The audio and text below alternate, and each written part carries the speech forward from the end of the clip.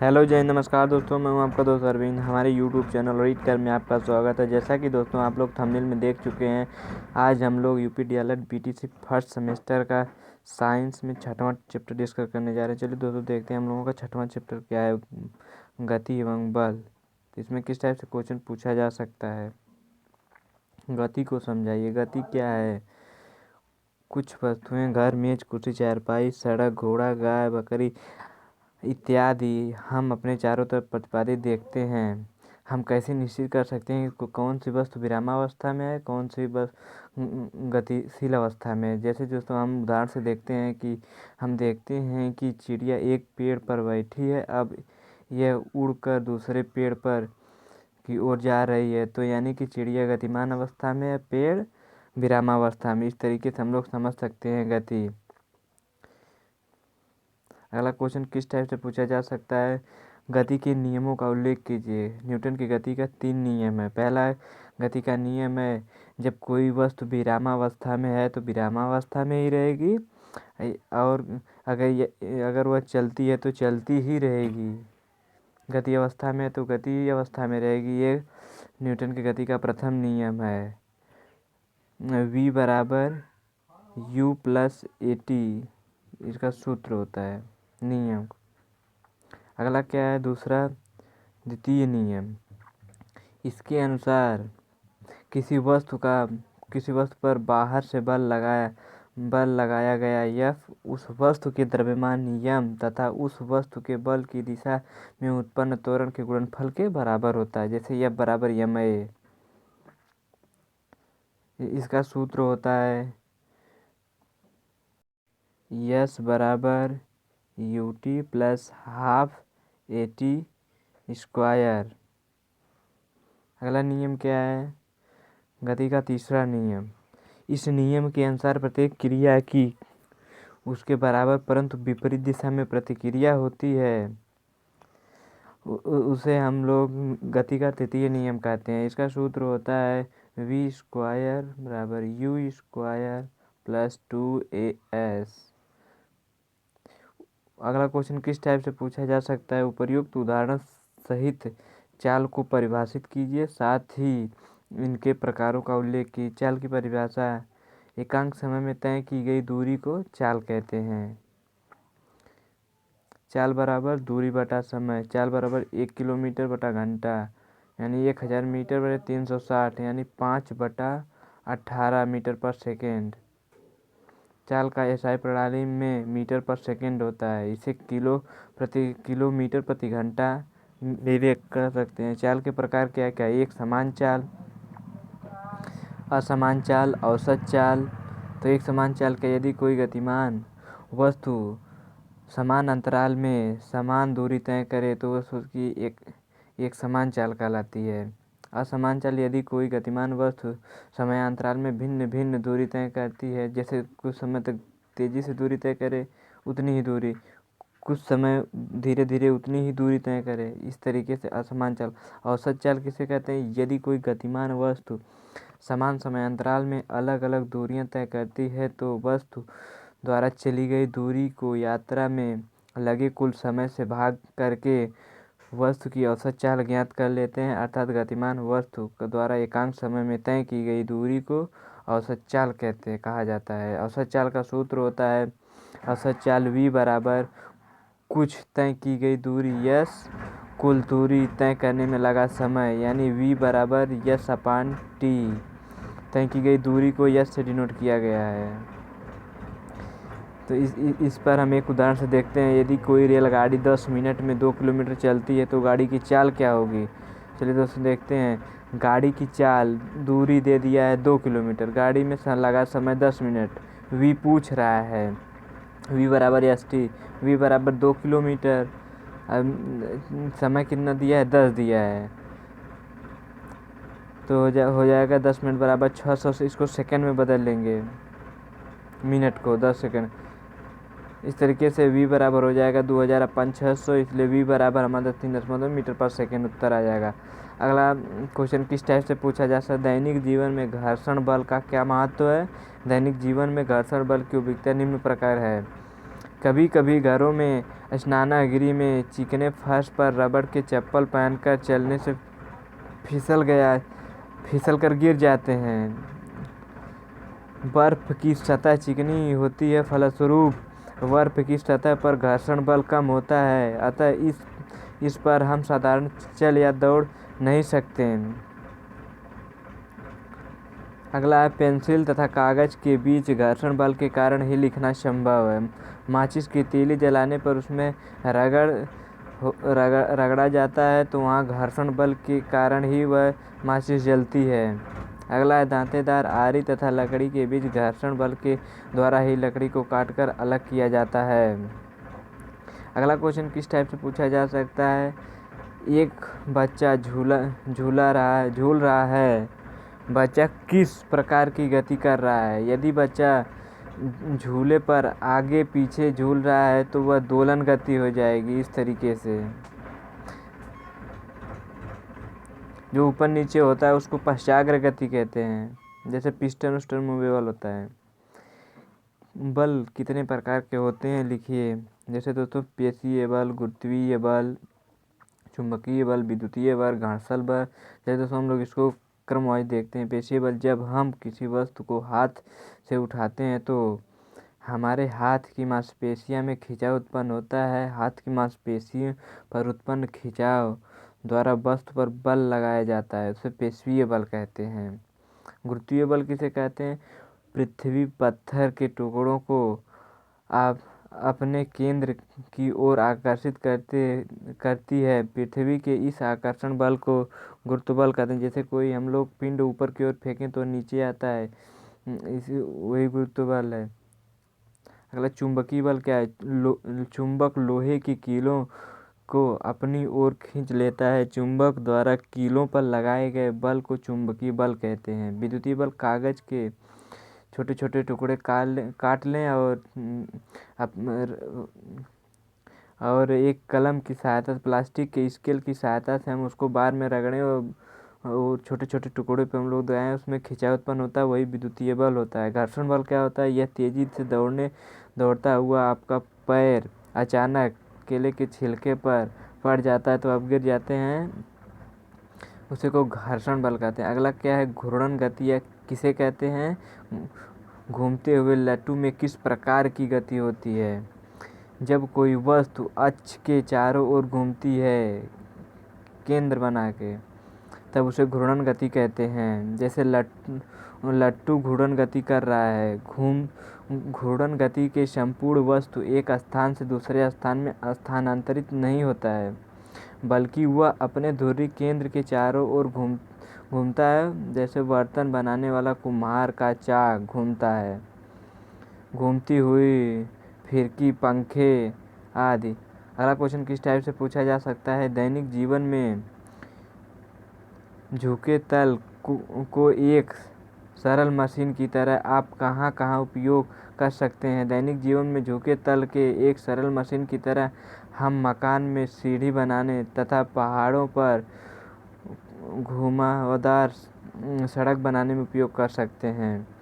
अब अति लघु उत्तरीय प्रश्न हमारे इस चैप्टर से किस टाइप से पूछा जा सकता है, गति किसे कहते हैं, यदि समय के साथ साथ किसी वस्तु अथवा उसके किसी भाग की वस्तु में परिवर्तन होता है तो गति कहते हैं। दोलन गति किसे कहते हैं, जब कोई वस्तु अपने मध्य स्थित दोनों ओर गति करती है तो दोलन गति कहलाता है। बल को परिभाषित कीजिए। सामान्य शब्दों में बल वह धक्का या खिंचाव है जो एक वस्तु दूसरे वस्तु पर आरोपित करता है। बल का स्थायी मात्रक न्यूटन होता है। न्यूटन बल उस बल के बराबर होता है जो 1 किलोग्राम द्रव्यमान की वस्तु पर आरोपित करने पर उस पर 1 मीटर पर सेकेंड का त्वरित उत्पन्न होता है। जैसे 1 न्यूटन बराबर 1 किलोग्राम गुणे 1 मीटर पर सेकेंड स्क्वायर। बल का स्थायी मात्रक न्यूटन होता है। सीजीएस पद्धति में ग्राम सेंटीमीटर पर सेकेंड मात्रक है बल का। अगला क्वेश्चन किस टाइप से, गति के समीकरण को बताइए। गति का तीनों v बराबर u प्लस ए टी। दूसरा समीकरण है s बराबर u t plus half a t square. तीसरा है v square plus u square plus 2as। अगला क्वेश्चन किस टाइप से पूछा जाए, प्रथम नियम क्या है। प्रथम नियम, जब कोई वस्तु विरामावस्था में तो विरामावस्था में रहेगी, अगर वह गतिमान अवस्था में है तो गतिमान ही अवस्था में रहेगी। चाल क्या है, एकांक समय में तय की गई दूरी को चाल कहते हैं। चाल बराबर दूरी बट्टा समय। हम लोग ऊपर इसको डिस्कस कर चुके हैं। अगला क्वेश्चन किस टाइप से पूछा जा सकता है, जब कोई वस्तु अपनी मध्य स्थिति के दोनों ओर गति करती है तो इस गति को क्या कहते हैं, दोलन गति कहते हैं। जैसे झूला इस तरीके से गति करता है। किसी गतिमान वस्तु की दिशा में परिवर्तन कैसे किया जा सकता है, बल लगाकर किसी गतिमान वस्तु की दिशा में परिवर्तन किया जा सकता है। बल कितने प्रकार के होते हैं, पेशवी बल, गुरुत्वीय बल, चुंबकीय बल, घर्षण बल, विद्युतीय बल। इसको हम लोग डिटेल में पीछे पढ़ चुके हैं। गति के प्रकार बताइए, रेखीय गति, घूर्णन गति, वृत्तीय गति, दोलन गति, पश्चाग्र गति। वृत्तीय गति किसे कहते हैं, जब कोई वस्तु अपने वृत्ताकार मार्ग पर गति करती है तो उसे वृत्तीय गति कहते हैं।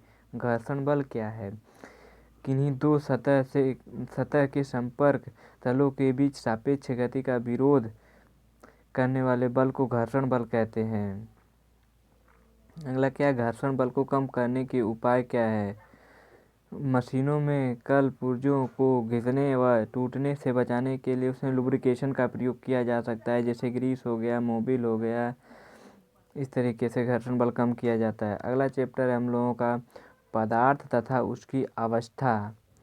इस चैप्टर से हमारे सेमेस्टर एग्जाम में किस टाइप से क्वेश्चन पूछा जा सकता है, चलिए दोस्तों हम लोग देखते हैं। पदार्थ से आप क्या समझते हैं, पदार्थ की कितनी अवस्थाएं होती हैं।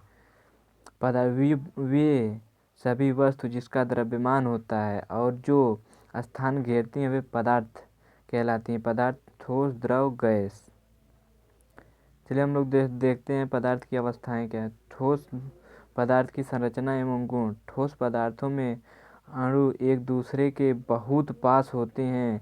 इनके कणों में आपसी आकर्षण बल बहुत अधिक होता है जो इन्हें एक साथ व्यवस्थित रखता है। उनके अणुओं में खाली स्थान बहुत कम होता है, इस खाली स्थान को अंतरावकाश कहते हैं। ठोस पदार्थों के कण अपने स्थान पर लगभग स्थिर ही रहते हैं। अणुओं में अधिक आपसी आकर्षण बल के कारण इनको आकृति में आयतन निश्चित होता है। द्रव्य पदार्थों की संरचना एवं गुण। द्रव्यों के अणु ठोस पदार्थों की तुलना में दूर दूर होते हैं। द्रव्य पदार्थों के अणु ठोस पदार्थों के अणुओं की अपेक्षा दूर दूर होते हैं, जिससे इनमें आपसी आकर्षण बल भी ठोस की अपेक्षा कम होता है। इसी कारण द्रव की आकृति निश्चित नहीं होती है। अगला क्या है, गैस की संरचना एवं गुण। गैसीय पदार्थों में अणु बहुत दूर दूर होते हैं, इस अणु के बीच अपकर्षण बल नगण्य होता है, अतः इसकी आकृति और आयतन दोनों ही अनिश्चित होता है। अगला क्वेश्चन किस टाइप से पूछा जा सकता है, पदार्थ के विशिष्ट गुणों का वर्णन कीजिए। पदार्थ में अपने कुछ गुण होते हैं जो इस प्रकार है। स्वाद, प्रत्येक पदार्थ या वस्तु में अपना अलग अलग स्वाद होता है। जैसे चीनी में मीठा होता है, नमक में नमकीन होता है, और खट्टे में क्षार, तीखे तथा आम्ल प्रायः खट्टे होते हैं। अगला क्या है हम लोगों का, अवस्था। पदार्थ प्रायः 3 अवस्थाओं में ठोस, द्रव, गैस में पाए जाते हैं। इन पदार्थों की अवस्था में भी देखा जाता है, यह भाप गैस के रूप में, पानी द्रव के रूप में, तन्यता वह होता है जैसे स्प्रिंग। वे ठोस पदार्थ जिनके तार बनाए जाते हैं वे तन्य कहलाते हैं। गलन क्या है, वह निश्चित ताप जिस पर कोई ठोस पदार्थ पिघलता है उसे गलनांक कहते हैं। अगला क्या है, वाष्पशील। वाष्पशीलता क्या है, कुछ पदार्थ शीघ्र वाष्प बनकर उड़ जाते हैं, इनको वाष्पशील पदार्थ कहते हैं, यथा स्प्रिंग, ईथर आदि। क्वथनांक क्या है, क्वथन क्या है, वह निश्चित ताप जिस पर कोई द्रव्य पदार्थ उबलता है उस ताप को द्रव का क्वथनांक कहते हैं। अगला क्या है, घनत्व। विभिन्न पदार्थों का अलग अलग घनत्व होता है और घनत्व के अनुसार उस वस्तु के गुणों में परिवर्तन वह वास्तविक अवस्था को ही घनत्व का गुण कहते हैं। गंध क्या है? प्रत्येक पदार्थ में एक खास प्रकार की गंध आती है जिससे उसे पहचाना जा सकता है, जैसे अमोनिया। कठोरता क्या है? कुछ पदार्थ कठोर होते हैं, इनको खरोंचने पर निशान नहीं पड़ता। यह लोहे तथा कांच आदि इस प्रकार के गुण कठोर कहलाते हैं। भंगुरता क्या है? कुछ वस्तु चोट मारने पर टूटकर चूर्ण बन जाती है, यह भंगुर कहलाती है। अगला क्वेश्चन किस टाइप से पूछा जा सकता है? छन्न पत्र से अविलेय ठोस को अलग करने की विधि बताइए। छनना को, जैसे एक छन्न कागज को मोड़कर इस प्रकार घोला कि एक शंकु के आकार का बन जाए और तथा जिसमें एक ओर फिल्टर पेपर की 3 तथा दूसरी ओर फिल्टर पेपर की एक परत रहे। फिल्टर पेपर की कीप में रहकर पानी से भिगोकर कीप की अंदर की दीवार से चिपक जाए और कीप सहित स्टैंड में लगा जाए। अगला क्वेश्चन किस टाइप से पूछा जाता है? बीनना, ऊर्ध्वपातन, चुंबकीय पृथक्करण और क्रिस्टलीकरण टिप्पणी दीजिए। ऊर्ध्वपातन क्या है? बीनना क्या है? चलिए हम लोग दोस्तों क्रमवाइज देखते हैं। बीनना कुछ अनाजों जैसे गेहूँ चावल में छोटे छोटे कण ईंट पत्थर पर जाते हैं, उस चीज़ को बीनना कहते हैं, उसमें निकाल दें अलग। तो ऊर्ध्वपातन का वे सभी पदार्थ जो गर्म करने पर बिना द्रव में बदले सीधे गैस में रूप में बदल जाते हैं, ऊर्ध्वपातन कहलाते हैं, जैसे कपूर, आयोडीन, नौशादर इत्यादि। चुंबकीय पृथक, चुंबक के द्वारा किसी मिश्रण से चुंबकीय पदार्थ को पृथक करने की विधि चुंबकीय पृथक्करण कहलाती है। जैसा लोहा एक लोहे से जोड़कर बनाया जाता है। क्रिस्टलीय क्या है? क्रिस्टलीकरण यह विधि द्रव में विलेय ठोस को शुद्ध व पृथक करने में प्रयोग की जाती है। अशुद्ध ठोस तथा अथवा मिश्रण को अधिक से अधिक मात्रा में गर्म द्रव में घोलते इस घोल को फिल्टर पेपर के छानते हैं तथा प्रत्येक विलयन को ठंडा करने पर शुद्ध पदार्थ के रवे क्रिस्टल प्राप्त होता है। अगला क्वेश्चन किस टाइप से पूछा जा सकता है? बीनना एवं फटकना पृथक्करण की विधियों को उदाहरण सहित दीजिए। बीनना जैसे गेहूँ चावल में ईंट कंकड़ को बीन के अलग करना बीनना, और फटकना और ओसाना बीनना, चालना चुंबकीय पृथक्करण, ऊर्ध्वपातन यह सब बीनना में आ जाएगा। अगला है क्या? फटकना। फटकने से केवल हल्के अवयव ही दूर होते हैं। उदाहरण सूप के द्वारा गेहूं में फटकने से हल्का भूसा उड़कर बाहर चला जाता है। बीनना कुछ अनाजों से चावल जैसे गेहूं में कंकड़ों को बीनना है बीनना का। अगला किस टाइप से क्वेश्चन पूछा जाता है? चालन। चालना प्रक्रिया से किस प्रकार के अवयव अलग किए जा सकते हैं? भिन्न भिन्न आकार के अवयव वाले मिश्रण को विभिन्न आकार के छेद वाली चलनी के द्वारा अलग करते हैं, इस प्रकार को चालना कहते हैं। जैसे आटा से भूसी, बालू से कंकड़ इत्यादि निकाला जाता है। मिश्रण के प्रकार बताइए।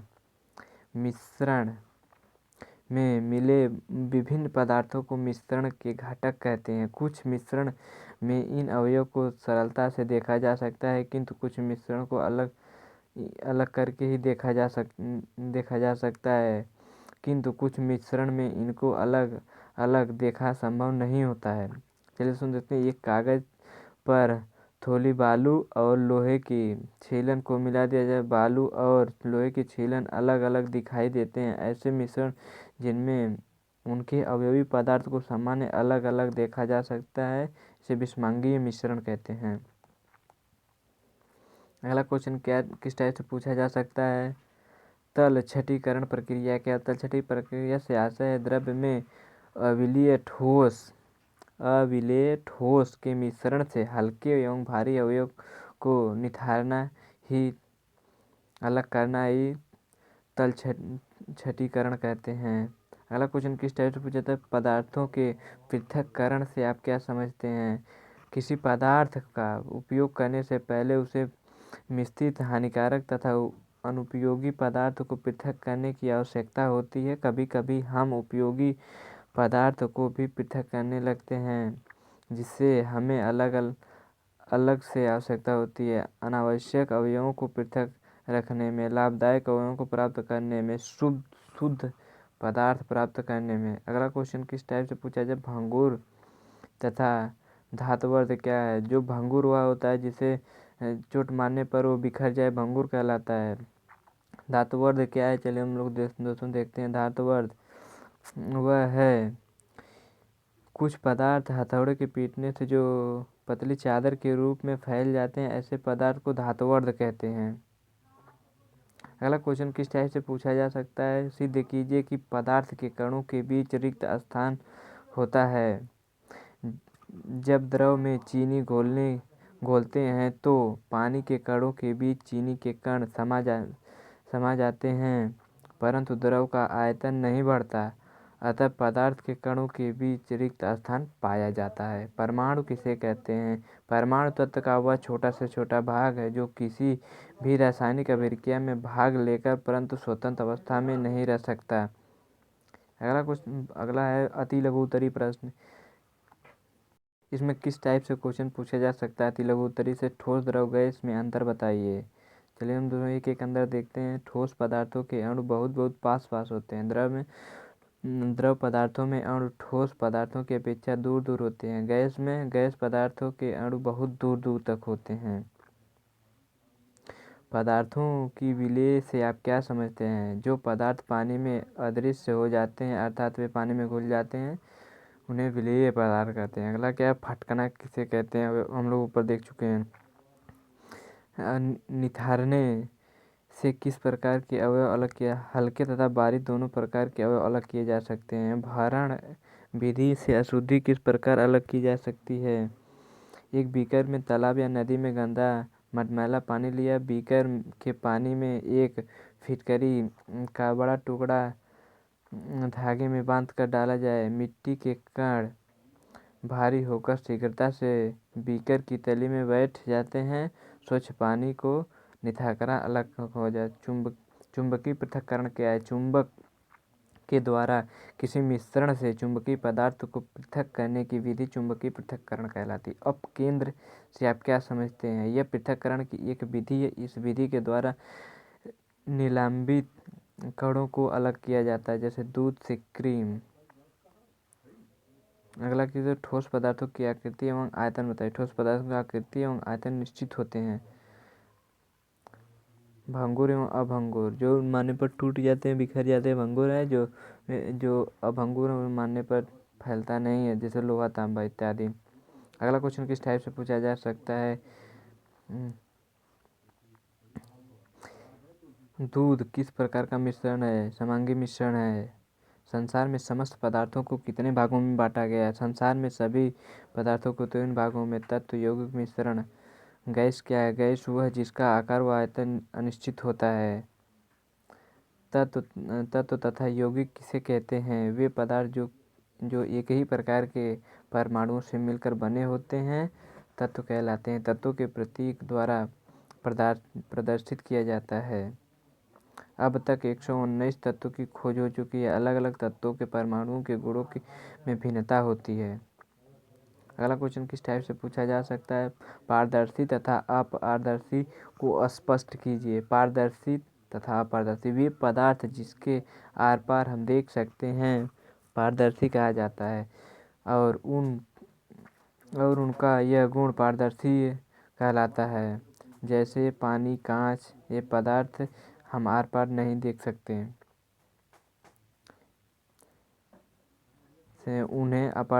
जो पदार्थ को हम आर पार नहीं देख सकते हैं, उन्हें अपारदर्शी कहते हैं। दोस्तों, वीडियो अच्छी लगे तो चैनल को सब्सक्राइब करें, लाइक करें। धन्यवाद। अगली वीडियो में हम लोग बहुविकल्पीय संपूर्ण अध्याय पर आधारित करेंगे। धन्यवाद दोस्तों।